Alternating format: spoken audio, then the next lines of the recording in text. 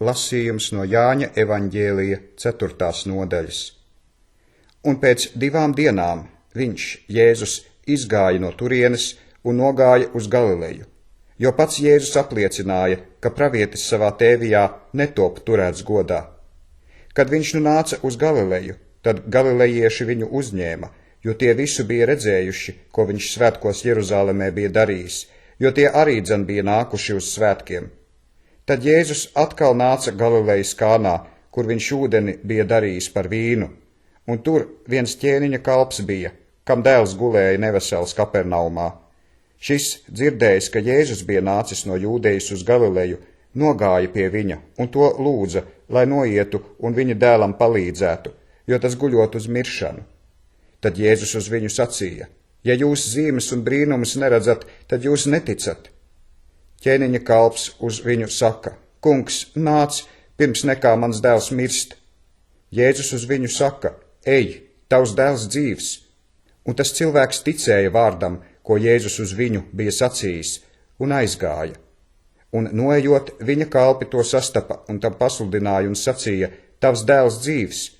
Tad tas no viņiem izvaicāja to stundu, kad viņam bija kļuvis labāk. Un tie uz viņu sacīja: vakar ap 7. stundu drudzis viņu atstāja. Tad tēvs domanīja ap to stundu esam, kad Jēzus viņam bija sacījis: tavs dēls dzīvs, un viņš ticēja ar visu savu saimi. Šī otra brīnuma zīme, ko Jēzus darīja, nākdams no Jūdejas uz Galileju.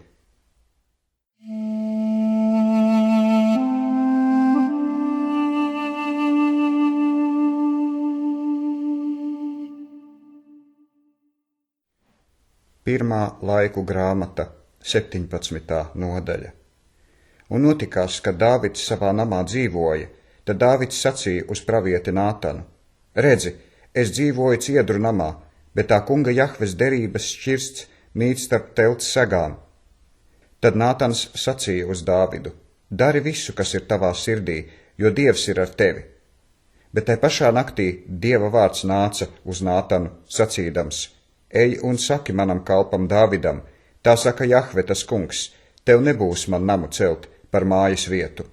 Jo es namā neesmu mitis no dienas, kad Izraēlu esmu izvedis līdz šai dienai, bet es esmu gājis no telts uz telti un no mājokļa uz mājokli. Visu to laiku, kad es ar visu Izraēlu esmu staigājis, vai esmu vārdu runājis uz kādu no Izraēlas oģiem, kam es pavēlējis savus ļaudis ganīt, sacīdams: kāpēc jūs man neuzceļat ciedru namu? Tad nu saki tā uz manu kalpu Dāvidu, tā saka tas pulku kungs Jahve Cebaots: es tevi esmu ņēmis no ganībām, no sīkiem lopiem, lai tu maniem Izraēla ļaudīm būtu par valdnieku. Un es ar tevi esmu bijis visur, kur tu esi gājis, un esmu izdeldējis visus tavus ienaidniekus tavā priekšā, un tev cēlis augstu vārdu, kā lieliem kungiem vārds ir virs zemes.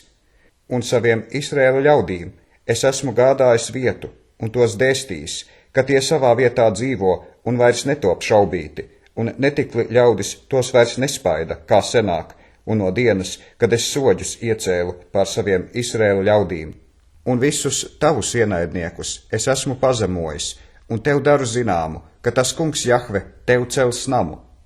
Un notiks, ka tavs laiks būs pagājis, kad tu pie saviem tēviem iesi, tad es pamodināšu tavu dzimumu pēc tevis, kas būs no taviem bērniem, un apstiprināšu viņa valstību. Tas man uzcels namu, un es apstiprināšu viņa goda krēslu mūžīgi. Es tam būšu par tēvu, un tas man būs par dēlu, un savu žēlastību es no viņa neatraušu, kā es to esmu atrāvis no tā, kas bija tavā priekšā. Bet es to manā namā un manā valstībā iecelšu mūžīgi, ka viņa goda krēsls pastāv mūžīgi.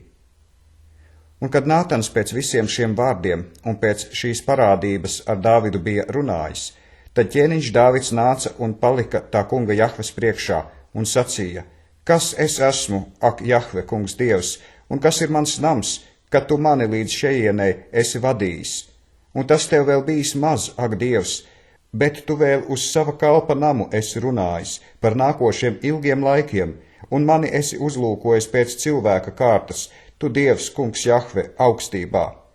Un ko lai Dāvids vēl uz tevi saka par tava kalpa godību? bet tu gan pazīsti savu kalpu.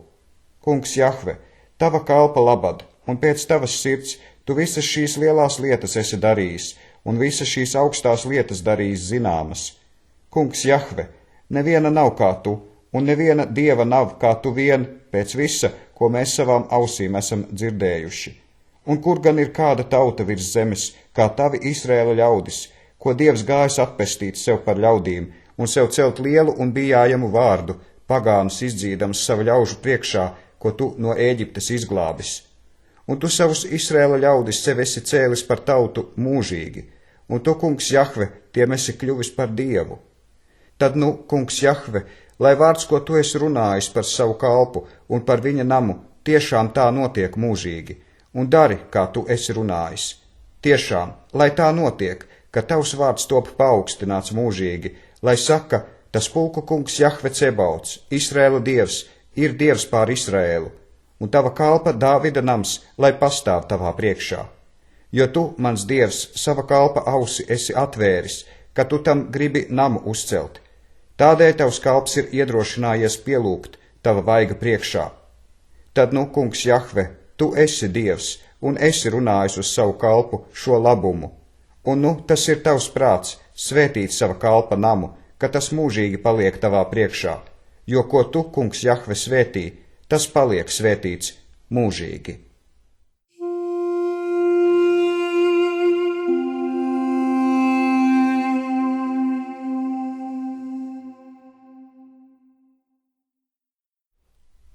Caharijas grāmata, 6. nodaļa. Un es atkal pacēlu savas acis un skatījos, un redzi, tur 4 rati iznāca starp 2 kalniem, un kalni bija vaļa kalni.